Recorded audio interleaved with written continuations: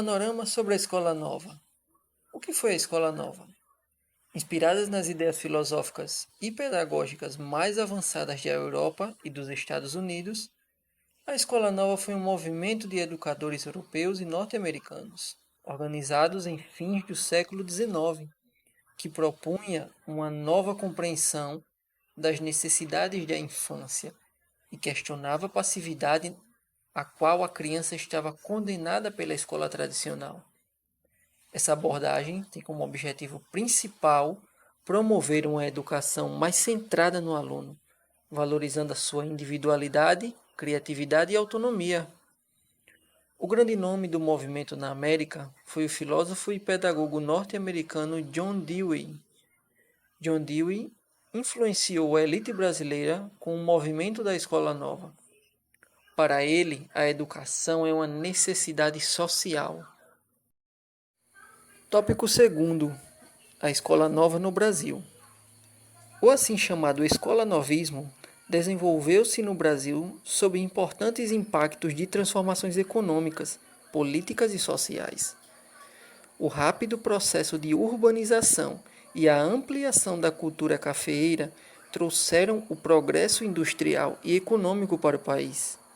Porém, com eles surgiram graves desordens nos aspectos políticos e sociais, ocasionando uma mudança significativa no ponto de vista intelectual brasileiro.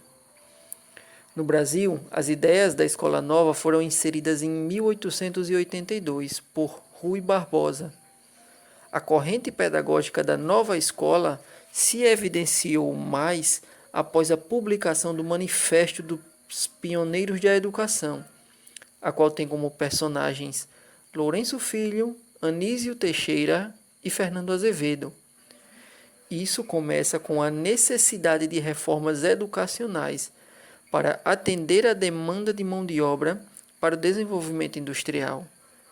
Essa corrente se confronta diretamente com a herança do sistema educacional do país, presa à tradição escolástica do ensino tradicional. Logo, esses intelectuais, em busca de ideias para resolver o problema da educação no país, se deparam com as ideias de Dewey. A partir de 1931, na 4ª Conferência Nacional da Educação do Rio de Janeiro, Getúlio Vargas solicita, do conjunto dos educadores, a elaboração de diretrizes para a educação pública nacional. Daí surge o manifesto que veio a partir de uma proposta de Nóbrega da Cunha e Fernando Azevedo, o qual veio a público em março de 1932, sob o título A Reconstrução Educacional do Brasil, ao povo e ao governo, e entra para a história após a sua publicação em livro, pelo subtítulo adotado Manifesto dos Pioneiros da Educação Nova, e é considerado um divisor de águas para a educação no país. Terceiro tópico, o objetivo do manifesto. O Manifesto dos Pioneiros da Educação Nova almejava, como um dos pontos de partida, uma escola totalmente pública, que fosse essencialmente gratuita, mista, laica e obrigatória, em que se pudesse garantir uma educação comum para todos, colocando assim homens e mulheres frente a iguais possibilidades de aprendizagem e oportunidades sociais, abolindo os privilégios de gênero ou mesmo de classe social. Tópico 4. Síntese sobre o manifesto.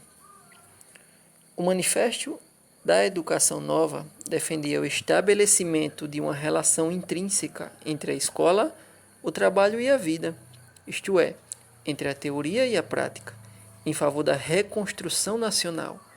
O documento enaltece o exercício dos direitos dos cidadãos brasileiros no que se refere à educação. Dentre eles, podemos destacar